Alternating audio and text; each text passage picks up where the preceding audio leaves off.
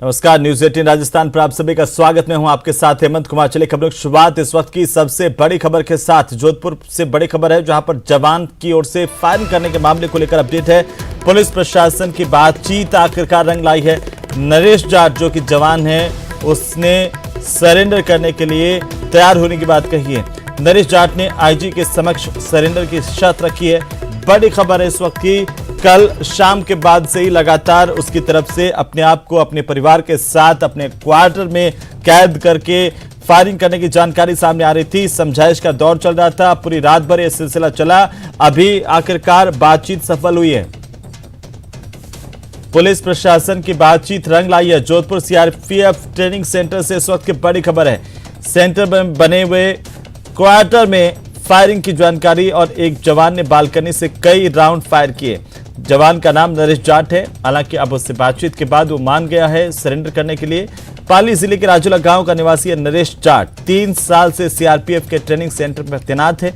रविवार के शाम को 6 बजे पहला फायर इसने किया था और हवाई फायर से दहशत फैला दी थी। इसके बाद जवान के साथ उसकी पत्नी, उसके बच्चों के भी मौजूद होने की जानकारी मिली। फिलहाल ये फायरिंग नहीं कर रहा। बातचीत की गई। सीआरपीएफ के आला अधिकारी मौके पर पहुंचे, पुलिस प्रशासन के अधिकारी पहुंचे, उनसे बातचीत हुई है और बातचीत के बाद ये मान गया है। ज्यादा जानकारी के साथ हम सीधे रुख करते हैं सहयोगी चंद्रशेखर का। जोधपुर से हमारे सहयोगी चंद्रशेखर हमारे साथ जुड़ रहे हैं। चंद्रशेखर, क्या अपडेट है इस पूरे मामले को लेकर के? देखिए, अगर बात करें तो हेमंत, लगभग 17 घंटे तक ये जो हाई वोल्टेज ड्रामा यहाँ पर सीआरपीएफ जो क्वार्टर्स है वहाँ पे चला है। जो जवान है नरेश जाट, उसने करीब जो वहाँ से करीब 40 राउंड वो अंदर साथ लेकर गया था अपने मकान के अंदर और लगभग 1 दर्जन से अधिक उसने फायर कर दिए।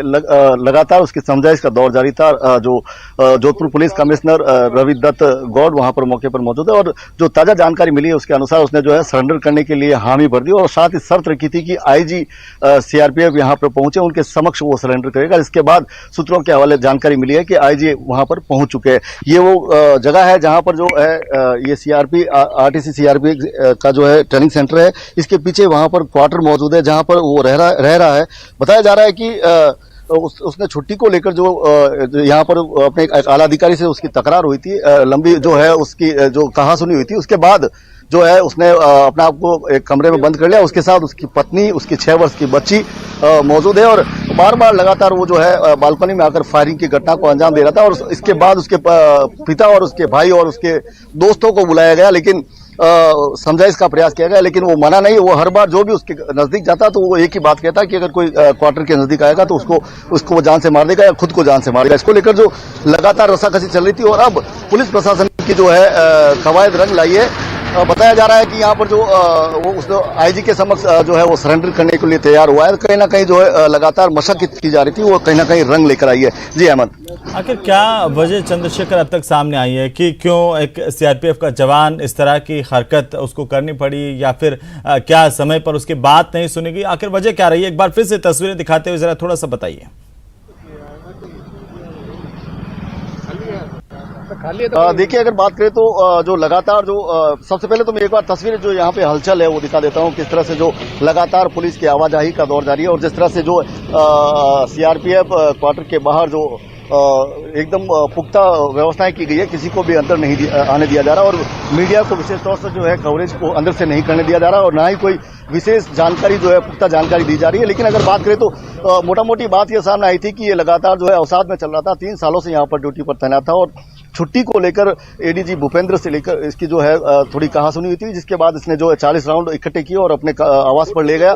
वहां से करीब 1 दर्जन उसने जो है फायरिंग की है और अब फिलहाल उसके पास लगभग 27 राउंड होने की सूचना जो है सूत्रों के हवाले ज्ञात हो रही है। अब देखने वाली बात है कि ये मुहिम कहां तक रंग लाती है। लगभग 17 घंटे से जो है मशक्कत लगातार जारी है, उसको समझाइश के प्रयास लगातार जारी है। जी चंद्रशेखर, क्या इसे लेकर कोई जानकारी मिल पाई है कि सीआरपीएफ में सेवा देते हुए इस जवान को आखिर कितना समय हो गया, यहां से पहले कहां पोस्टेड था और अब आखिरकार इसके परिजन जिनसे अगर कोई संपर्क हो पाया हो तो क्या कुछ कह रहे हैं? क्यों इस तरह की परिस्थितियां पैदा हो गई?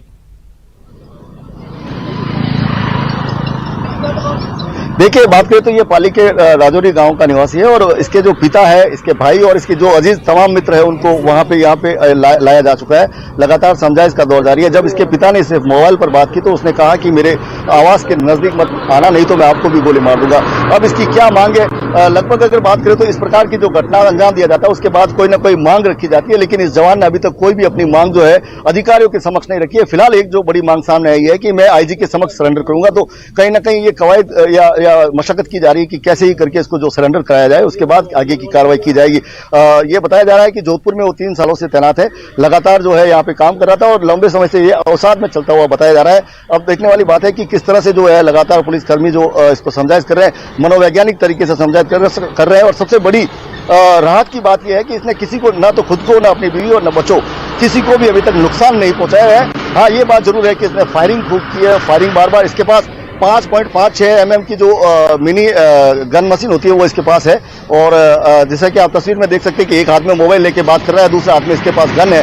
तो कहीं ना कहीं ये लगातार जो है अधिकारियों को धमका रहा है कि मेरे क्वार्टर के पास कोई आएगा तो जो गोली मार देंगे। इसको लेकर यहाँ पे जो लगातार लाउड स्पीकर पर जो है उससे अनाउंस करके उसको समझाने का प्रयास किया जा रहा है, लगातार उससे संवाद कायम करने का प्रयास किया जा रहा है, लेकिन अभी तक फिलहाल कोई बात बनी नहीं। लेकिन ये राहत भरी खबर सामने आ रही है कि वो आईजी के समक्ष जो है सरेंडर करने के लिए तैयार हुआ है। चंद्रशेखर, अब आईजी जब यहाँ पर पहुंच गए हैं तो क्या लगता है कि कितनी देर में ये जो है वो जवान बाहर आ जाएगा, उससे बातचीत जो है वो कम से कम पूरी हो जाएगी और इसकी क्या कुछ मांगे वो तमाम चीजें सामने आ जाएगी। लेकिन एक साथ ही एक सवाल और जिस पर मैं जानकारी चाहता हूं कि आखिर क्या इस पूरे घटनाक्रम को 17 घंटे से ज्यादा का वक्त बीत गया, ऐसे में सीआरपीएफ की ओर से, लोकल पुलिस की ओर से कोई आधिकारिक तौर पर जानकारी मीडिया को दी गई है?